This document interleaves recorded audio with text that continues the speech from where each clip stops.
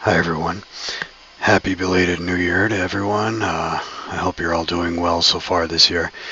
As the first tutorial of the new year, I thought we'd begin with an exercise in which we explore some simple techniques for modeling a topological knot object with curved handles, like the one you see here. These are quite popular for 3D printing. Perhaps you've seen many of them before modeled with an application known as Topmod. Today we're going to do it in 3dsMax. Alright, this could be a useful object for 3D print as a pendant, an ornament, or simply as a desktop showpiece. It could also be used as a digital asset for 3D rendering. It's really, creating knots like these, this is really simple. There's a number of different ways to do it in 3dsMax using only the default tool set. Although there are, plugins and add-ons which could help speed up the process a bit. I'll show you one particular way to do it without the need for any tool extensions or Max script. Okay, so let's begin. I'll open up an empty scene here in 3dsMax as usual. Since we're going to be modeling to 3D scale, to real-world scale, I've set the scene units to work in millimeters. Alright, and also system units right up here in the Customize panel. Alright, you can go to Unit Setup and just set it to metric and millimeters, and then system units the same, millimeters, and then hit OK.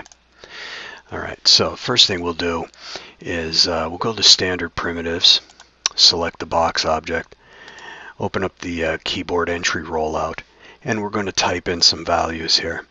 Alright, we'll just type in 5.0 millimeters under length, and we'll use that as well under the width and height.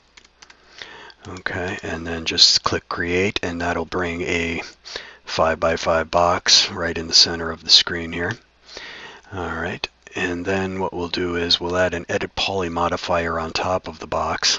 Alright, and we'll switch to Faces mode, and we'll just Control A to select all the faces, and holding down Shift on the keyboard we'll click Extrude, and that'll bring up the caddy. Okay, and we'll extrude by polygon.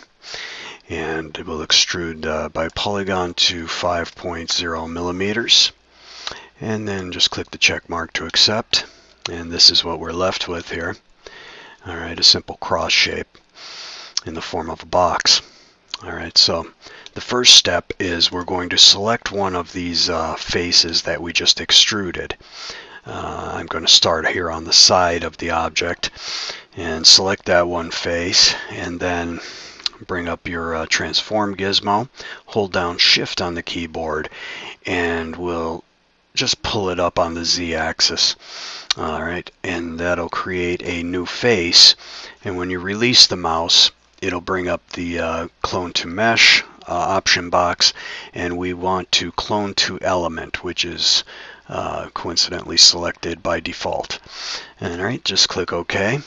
Now you want to make sure that the new element that we just created of that face is positioned exactly on the top edge of that face that we've duplicated here.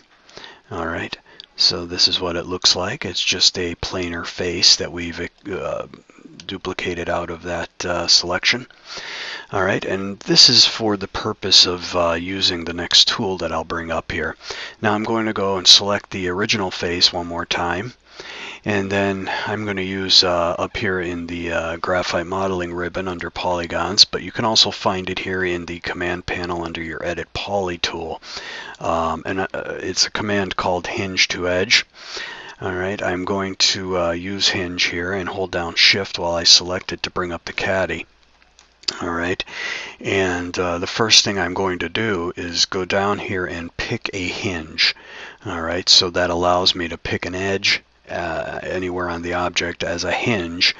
Alright, so I click on that option and it will highlight in blue, and then I'll go and I'll select this edge at the very top there, and you'll see that a blue dot will appear in the parameter there, and that's how you know that you've selected that edge properly.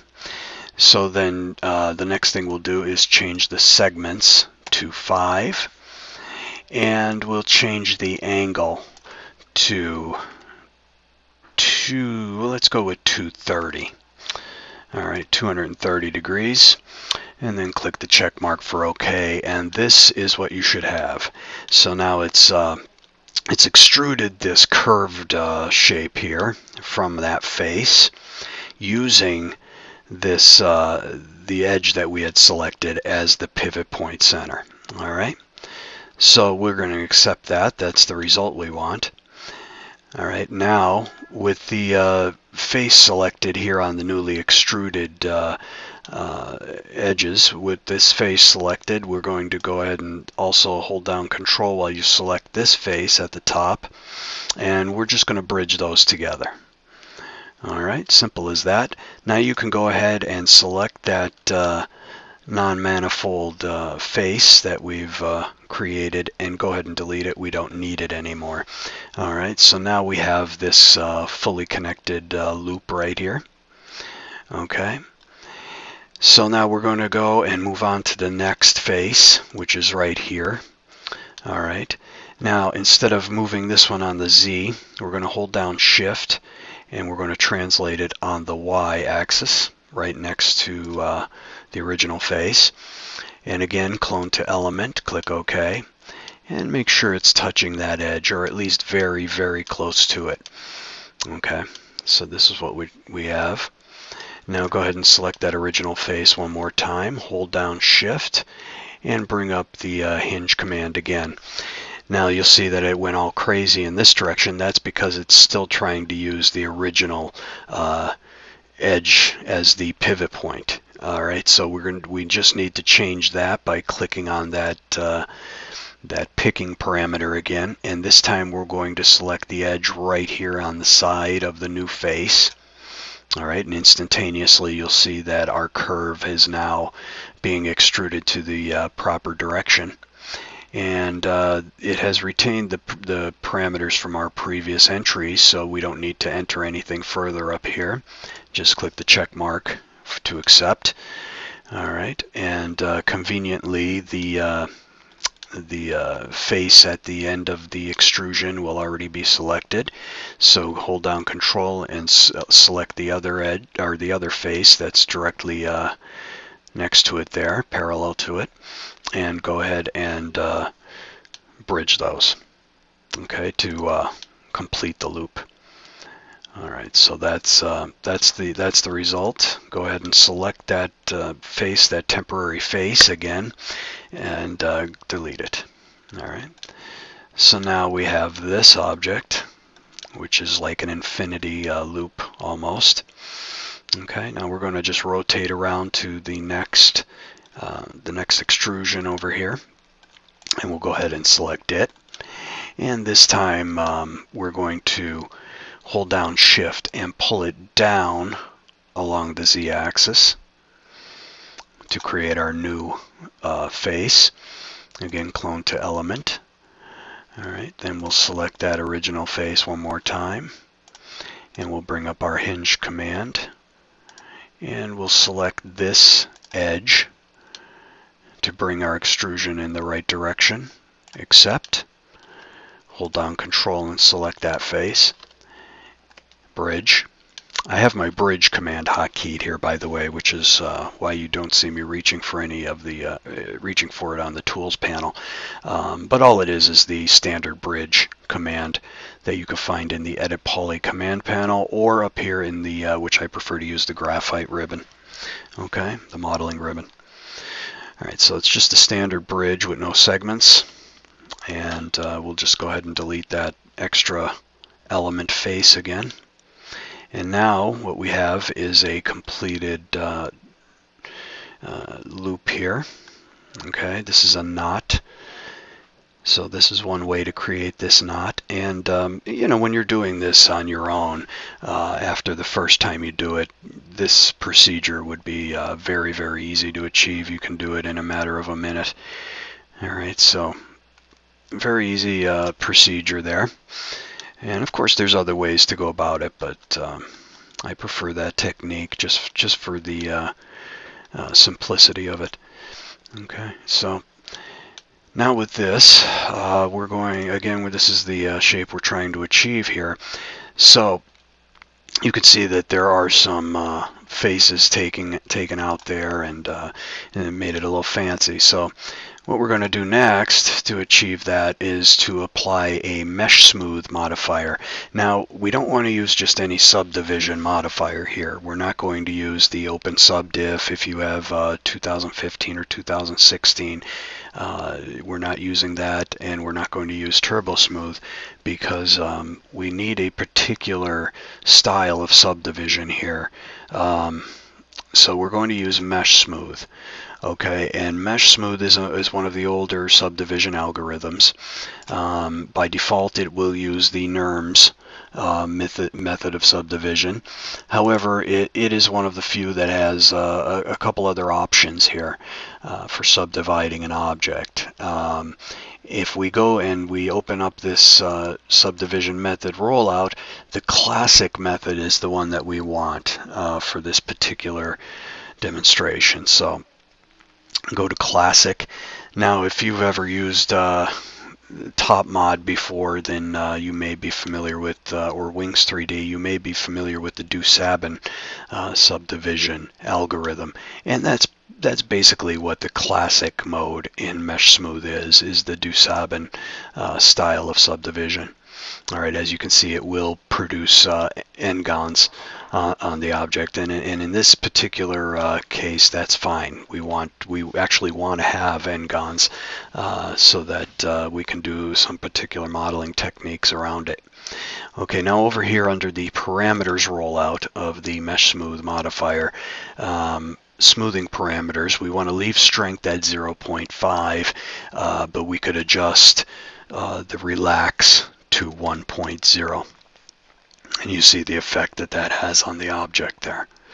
Okay, so instead of applying a relax modifier on top of the stack, we can adjust it right in the parameters of Mesh Smooth here, which is convenient.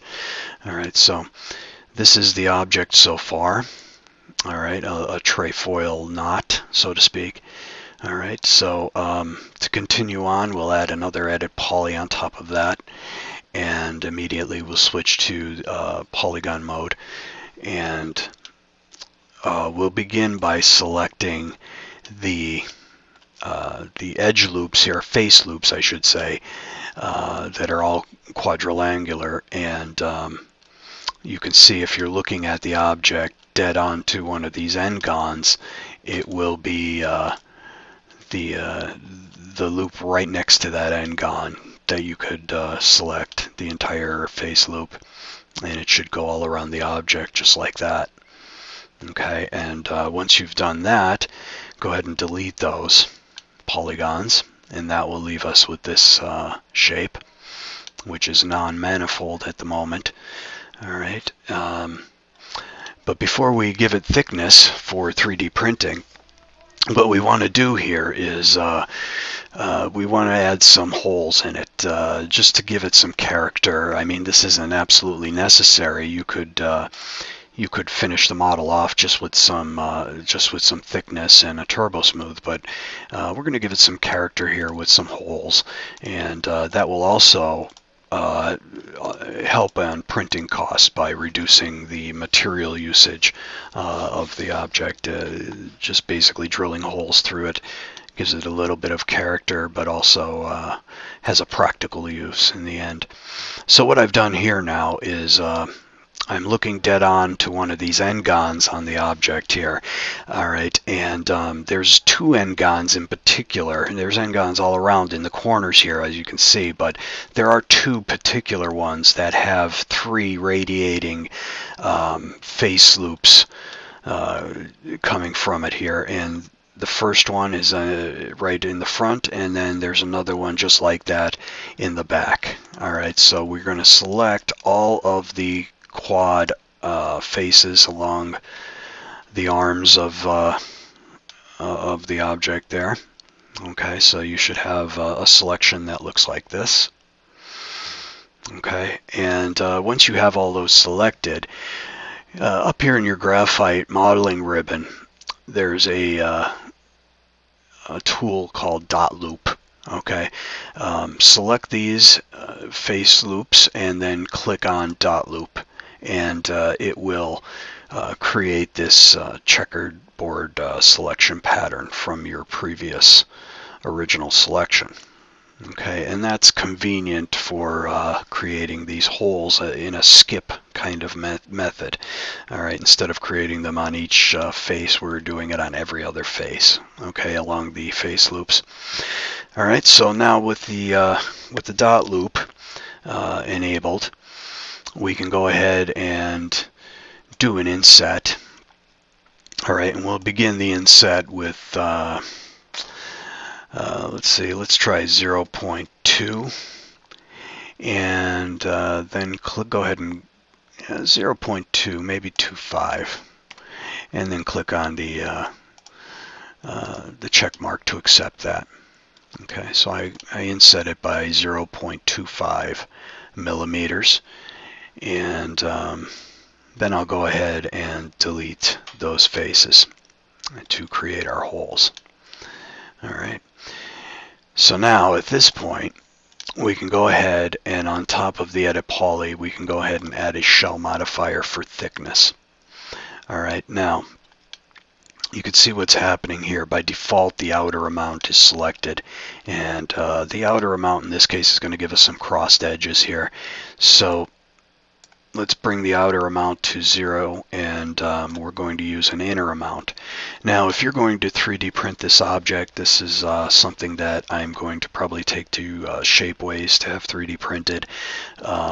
They're very good to use for shapes like this. I'm going to want you got to think about the material that you want to have this printed in.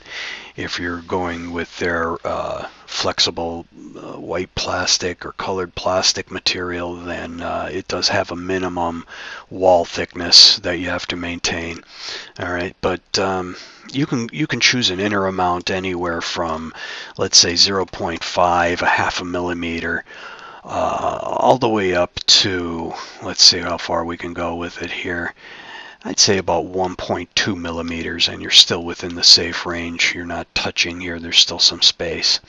Okay, but in this case, I'm just going to go with 1.0 millimeters, and this should pretty much give me a thickness on the object. 1 millimeter is pretty good for just about any material aside from porcelain and perhaps some metal materials, but I think even steel is good with 1 millimeter thickness. All right, but certainly the plastic materials will be fine with 1 millimeter. All right, so 1 millimeter on the inner amount. I'm scrolling down here in the shell modifier, and I'm going to tick on the select edges. All right, and that'll automatically select the border edges or border faces on the shell modifier that we just applied. All right, now on top of that, add an edit poly. All right, and then switch to face mode, and you'll see that those faces are indeed selected here. All right, from the modifier. And now we're going to apply an inset to this. And this is just in preparation for our subdivision, our final subdivision. So I'm going to give it probably an inset of maybe 0.1, very, very slight inset. All right, and just accept that. And that's going to give me some fairly sharp edges here. But again, for 3D printing, that should be fine. All right, so now the final step here is just to simply apply a turbo smooth modifier. Now, one iteration, it's because of the n-gons, we're running into a little bit of sloppy looking geometry at one iteration, but you can bump that up to 2 and it cleans it up fairly nicely. Alright, so at 2 iterations this should be very suitable for most rendering purposes. Okay, and if I'm going to now export this as an STL, I will definitely want to increase those iterations to about 3. Alright, just to ensure that there's no jagged edges or any problems, depending on the material that we're going to use here to print it. Okay, but just for the sake of the tutorial, I'll bring that back down to 2 iterations. Alright, and before we export this now as an STL to send off to Shapeways or whatever printing service you're going to use, or maybe you're going to use a home printer, I don't know, but certainly we would want this to be positioned a little bit better on the ground plane, because as it is right now, it wouldn't hold up. It would probably fall over, although again with Shapeways you really don't need to model supports for some materials and some types of printing that they have. So, but we do want to position it a little bit better. So what we'll do here is we'll just tap L to go to our left view, and we'll just rotate the object. Let's say we'll just rotate it like this here. We'll bring it up above the ground plane. And what I'm attempting to do here is just to get the loops of the object in a position to where they could be flat on the base here. Alright, and actually stand the object in a a relatively logical way. Okay, so that's the first part. Now I'll just kind of rotate it like this. Let me go back to my left view again. Okay, so this is pretty much what I would need right here. I'll bring it down, and if I get in very close, I could see that I'm pretty safe here. It seems all of the loops are touching there. All of the loops are now touching the ground plane, and just get it perfect like that. Okay, so now all the loops are touching the ground plane nicely, and that's a stable object to send off to 3D print. You will want to probably reset your rotations and transforms on the object, and center your pivot point, center it to origin, and then you could go ahead and export this as an STL. Alright, so I hope you enjoyed this tutorial. Again, Happy New Year. I'm sorry it took so long to get the first tutorial out. I've been very busy, but I promise I'll have more videos very soon on my channel. More tutorials. I'll focus a little bit also on some other topics other than modeling this year. I'll be doing perhaps some 3D code tutorials, and in conjunction with 3dsMax and Blender. So stay tuned to my channel. I hope you enjoyed the video, and I will see you soon. Thank you very much. Bye.